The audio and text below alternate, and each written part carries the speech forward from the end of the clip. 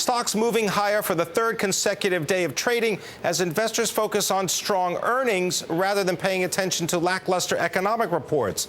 Deborah Kostroun has the latest from the New York Stock Exchange. Deborah. Thanks a lot, Pimm. Yes, and it was the earnings that really helped the S&P to close at the highest level since June of 2008. Some of those earnings, like insurers from Allstate, Aflac, and Lincoln National, they all rallied after reporting those better-than-expected earnings. And Sprint Nextel rallied after it added more wireless customers in the first quarter than it has in 5 years, mainly to their contract-free Virgin Mobile and Boost brands. Sprint, of course, trying to stage a turnaround after Verizon's recent release of the iPhone, Pimm.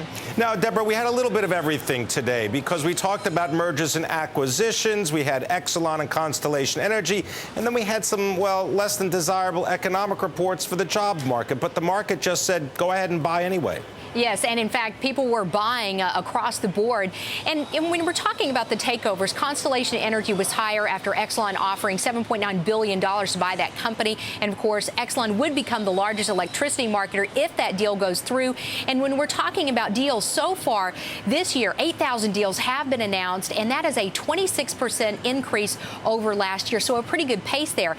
And as Pimm was talking about, the economic news that the market really kind of turned a blind eye to today was the fact that first quarter GDP coming in at 1.8%. We are expecting 2%. That was actually our weakest report since last spring. And those first-time claims for unemployment benefits rising to the highest level in 3 months, which kind of suggests that the job market remains sluggish. But still, once again, the market was higher. And traders are saying that right now that companies have really fared quite well in this environment of a little bit of sluggish economic growth. Back to you, Pimm. Thank you very much. Deborah Kostroun reporting from the New York Stock Exchange.